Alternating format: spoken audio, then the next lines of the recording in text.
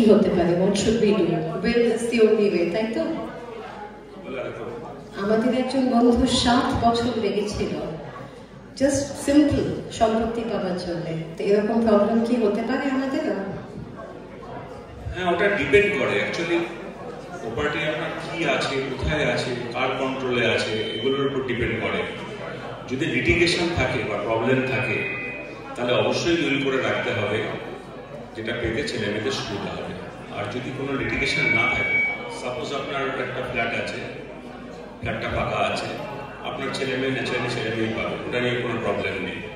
কিন্তু যেখানে শরীরী প্রবলেম আছে, শরীরী প্রবলেম বলতে ভাই, কাকা, জ্যাঠা, বোন, পিসি, তাদের সঙ্গে প্রবলেম আছে, একটাই বাড়ি, বড় হয়তো বাড়ি বা বড় জায়গা, অনেকে শেয়ার করছে, অনেকে আছে, সেই সব ক্ষেত্রে আমরা দেখেছি যদি উইল করা না থাকে তাহলে পরবর্তীকালে ছেলে মেয়েদের পেতে প্রবলেম হয় এবং অনেক ক্ষেত্রে তারা বঞ্চিতও হয়। তো সেই জন্য আপনাদের কাছে আমার অনুরোধ যে যাদের এরকম ধরনের প্রবলেম থাকতে পারে, বেশি হতে পারে, ওদের উইল করা ভালো। বলুন বলুন, শুনতে পাচ্ছি।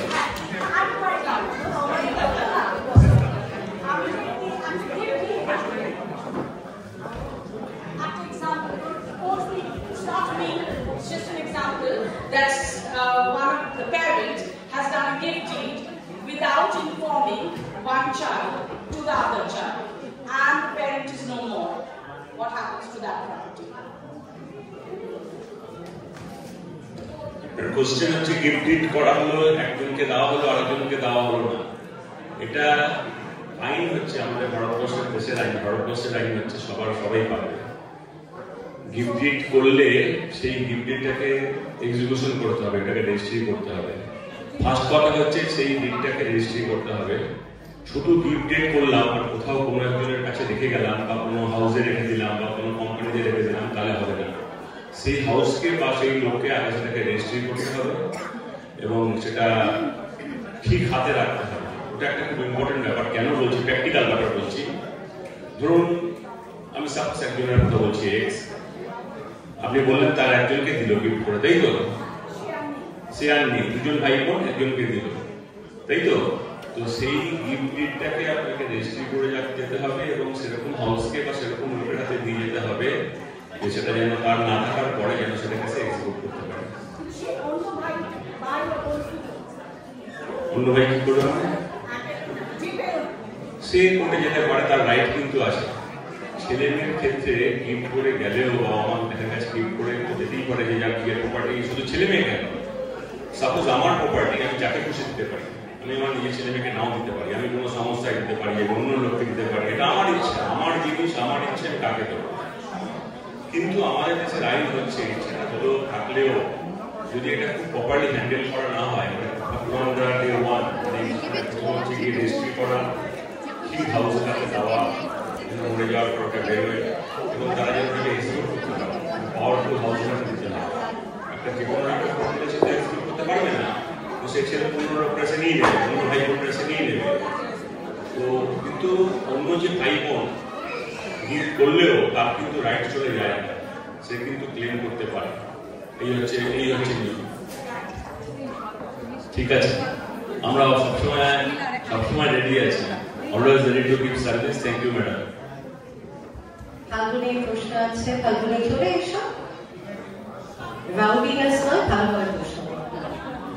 দাদা, আমার একটা প্রশ্ন, সেটা হলো দেশে আমার কিছু টাকা আমি আমার নিজের কোনো আত্মীয়কে পাওয়ার অফ অ্যাটর্নি দিয়ে দিলাম। ভবিষ্যতে ধরুন আমার অবর্তমানে আমার ছেলেমেয়েরা সে টাকা পেতে পারে, মানে সেটা কি তার কন্ট্রোলে থাকবে নাকি আমার ছেলেমেয়েরা তাকে সে ব্যাপারে ক্লেম করতে পারে? টাকা পাওয়ার অপরচুনিটি দিলেন মানে বুঝতে পারলাম না। টাকা তো হয় আপনার পয়সা থাকবে অথবা ব্যাংকে থাকবে। টাকাটা কোথায় আছে? ব্যাংকে আছে। টাকা তো পাওয়ার অপরচুনিটি দেওয়া যায় না। টাকার ক্ষেত্রে ব্যাংকে টাকা নমিনি করতে হয়। আপনি কি নমিনি করতে চাইছেন? নমিনি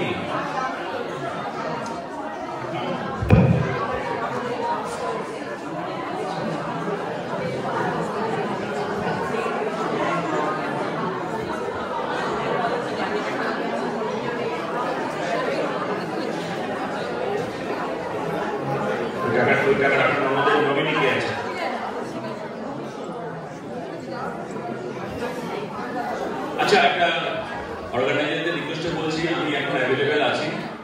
এছাড়াও যদি আপনাদের পরে কিছু জানতে হয়, আমার কার্ড কিছু দিয়ে রাখছি, ওদের কাছে আছে।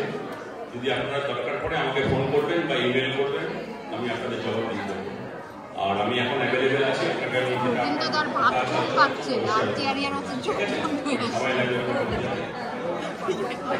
আমি আছি অ্যাভেলেবেল। যদি কারো কিছু কোশ্চেন থাকে আমাকে বলতে পারেন, আমি বলে দেবো।